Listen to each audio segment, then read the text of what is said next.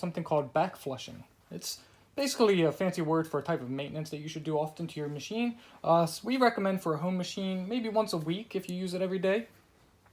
You can do it more or less often, but it can be a bit strenuous on the machine. But the main purpose in back flushing is to remove any oils that get pulled into the machine, because every time you brew coffee and then you stop that brewing cycle, it then pulls that fluid out of the coffee puck, out of the basket here, into the machine, so that that extra water can get flushed into this drawer here and goes into that hole. And basically that's to help make your puck a little cleaner, a little drier, and then it comes out in a more solid piece like so. So with that all said, when that happens, sometimes some of that coffee oil gets sucked in the machine and it can build up, gunk up, and change the flavor of your coffee, and eventually I suppose it could cause damage to your machine if it was neglected for a long time. So let's talk about it. So here we have a portafilter, and inside that we have our double shot basket. So that's a basket, it's got little holes in there. That's where the water goes through your coffee and all. We're going to take that out and we're going to put a blank disc in there. And sometimes you have a metal blank disc. Sometimes you may have just a flexible rubber pad that also fits into a regular basket like this. Either way, the point is to stop the water from getting through the basket here. Makes the buildup of pressure, and then that pressure goes back into the machine to rinse it out, right?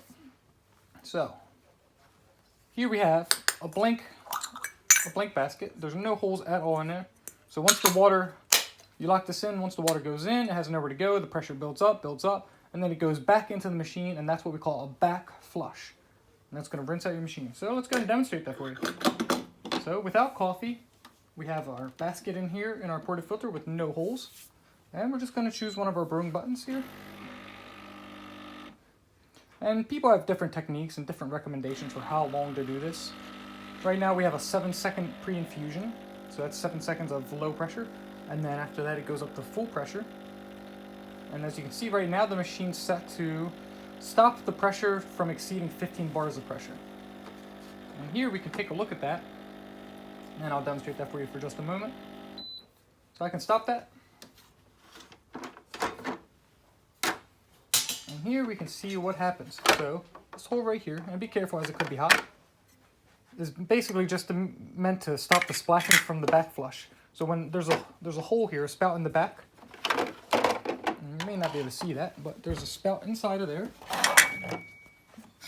And that's where the back flush comes out, as well as every time you stop a shot. So what we're going to do is we're going to remove this splash guard, okay? That way we can actually see that. And we're also going to leave the tray here off, and we're going to do it one more time. So again, that water cannot come out of the portafilter. Instead, it's going to back flush from here.